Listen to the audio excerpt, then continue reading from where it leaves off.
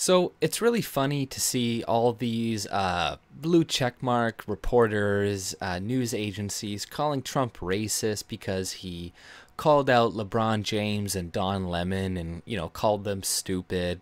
He said Maxine Waters has like a low IQ and you know stuff like this that the media immediately jumps all over and yeah, like calls him racist over. But in my opinion, like this seemed kind of planned, and like the timing of it was pretty good as well, considering all these blue check marks, all of these reporters were just finishing defending Sarah Young or Jung or whatever her last name is, that Asian girl or the Korean, whatever.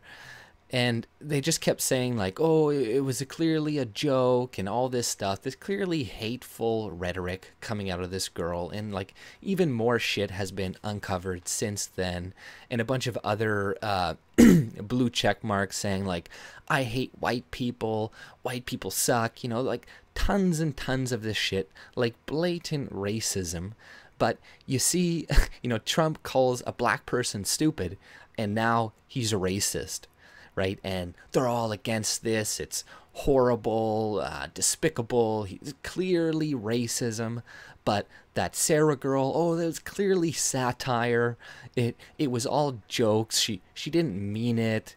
She was saying it because of people who were harassing her and being racist and sexist to her online. So him coming out and calling them out was just perfect, because it just exposed the media's double standard once again. And a lot of the stuff that, he's pretty safe because he is the president, right? But a lot of other conservatives, if they come out and say something like this, it's automatically going to be labeled as racist, and they're going to have to like step down, they're going to lose their job and whatnot. And it's like, it's a bullshit double standard how, the Republicans or people on the right, oftentimes they're not even saying racist shit. They're just, the people, the left is just saying that what they're saying is evil and racist. If you say anything about Western society, that now means you're fucking white supremacist. Like, like on Twitter, the key words that they would like ban you for was like patriot, God, Jesus, like just regular things that conservatives say that they spin and they make it racist, where a lot of the times it isn't. It's like, well, this is what they really mean by what they're saying, but this racist Asian girl can say blatant racism, and somehow the media just, oh, well, she didn't mean it, satire or whatever, so I think it was a good timing what he did. And I think LeBron James ultimately is doing a good thing by opening up this school. And I think it's kind of funny that it has another impact, this thing, that it's making all these liberals support like private school and private education, because like this is not government run.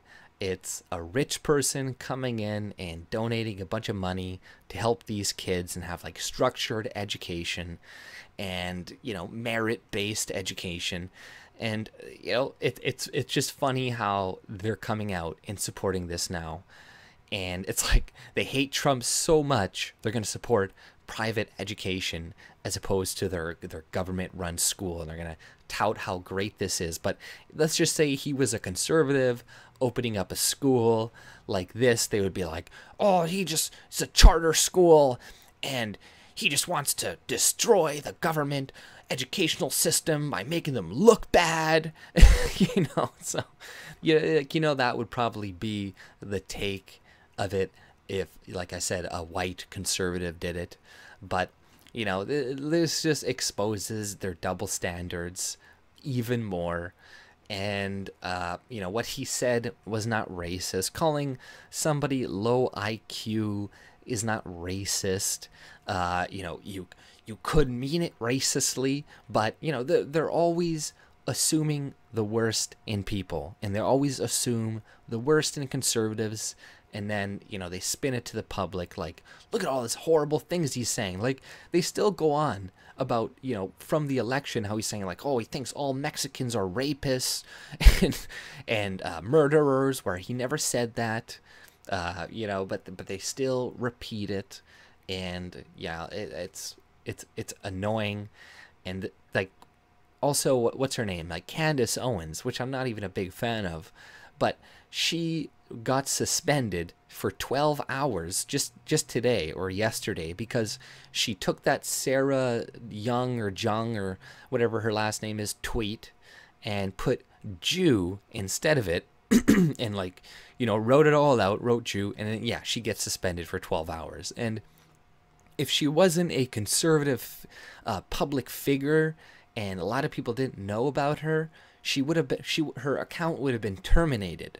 But it's only because of this that she didn't have her account terminated. It was just suspended for 12 hours.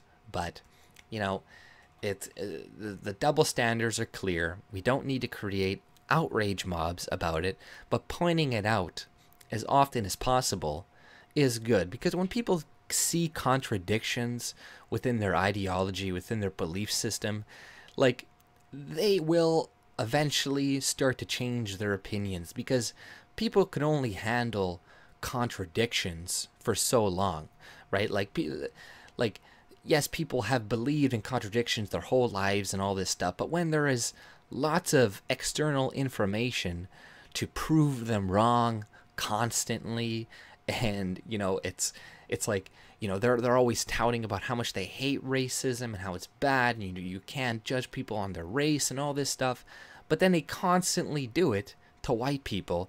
Eventually there's gonna be some internal conflict that is going to be going on, and they're going to have to like sit down and think about what they really believe, because they're not being consistent. And humans, I think we want to be consistent. We strive to be consistent. And this is why, you know, even though some religions and all this stuff they make a bunch of you know, claims about reality which are not true, but oftentimes you read the religions and stuff and they're very consistent. Like, they try to be consistent. They try as much as they can to correct some contradictions and make up for them. You know, like Islam has the abrogation, you know, because, you know, we humans, we thrive on logic, on consistency. This is what helps us further our civilization. So the longer we are in that type of conflict, you know, the more distraught, the more anxious we are going to become, and eventually we're going to have to be faced to look at these contradictions within ourselves. So, like I said, we don't need to make these outrage mobs whenever there is a clear double standard, but pointing it out and showing these people that they are not consistent with what they believe will eventually have an impact, and it will also, you know, get people that are more in the middle on our side sooner. But even the people who are deep into this shit, you know, even people who are deep into socialism, all this stuff, they believe in it because they think it is true. They think they are being consistent. They think they are being logical.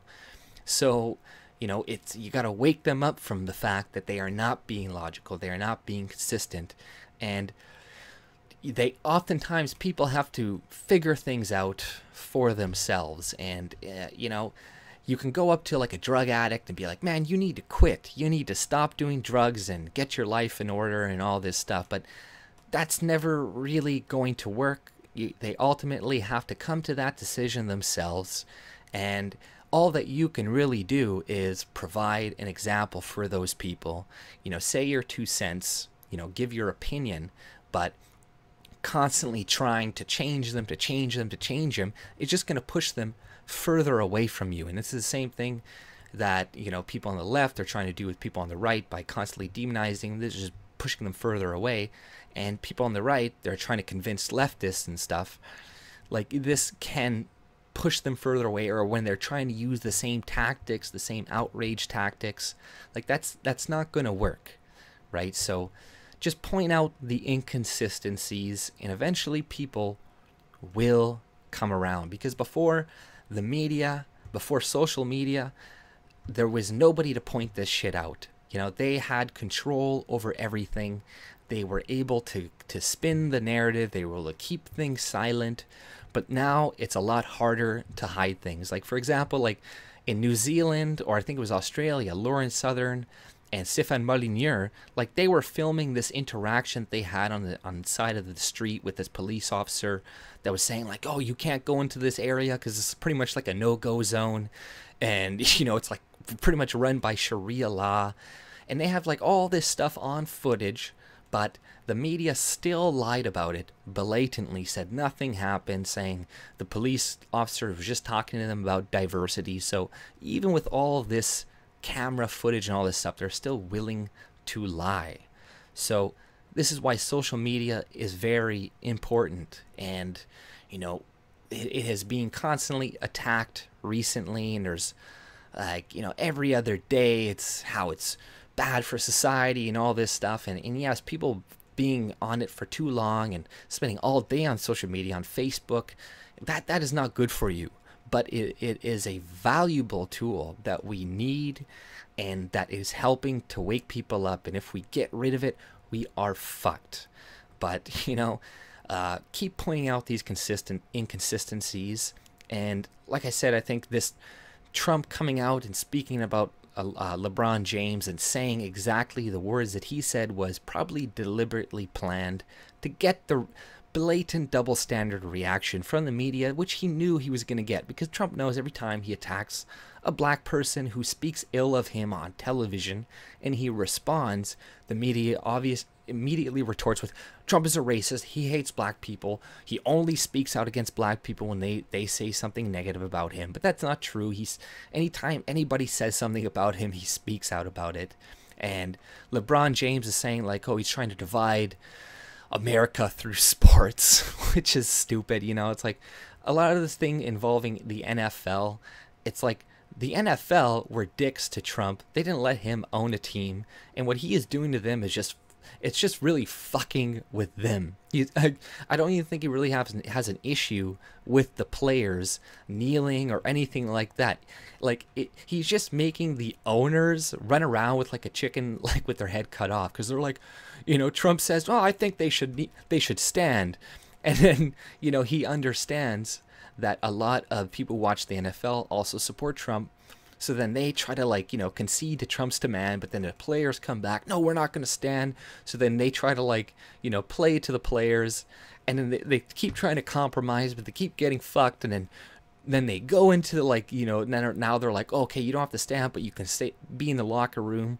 And then Trump comes in again. He's like, no, they shouldn't be in the locker room. They should be outside. So he's just fucking with the NFL. That's all he's doing. Maybe from a personal vendetta in the past, possibly. I don't know. But nonetheless, it's pretty funny to watch anyways. And I don't think he's trying to divide the country by speaking about this. He's just fucking with the NFL. But, you know, this is funny, and I'm sure the next time Trump says something in the future about black people, or a black person who speaks ill of him on CNN or whatever, they're going to come out and be like, oh, he's racist. Clear signs. But the next time, you know, this is why we got to keep showing tweets of liberals and exposing their, because, you know, the next time that we see some more like blatant racism towards white people being condoned from the media, that's just more proof that they don't give a shit about racism. They only care about white racism. They don't care about white people being racist, and that's it. But that's all I pretty much had to say. If you like my content, subscribe and have a good day. See ya.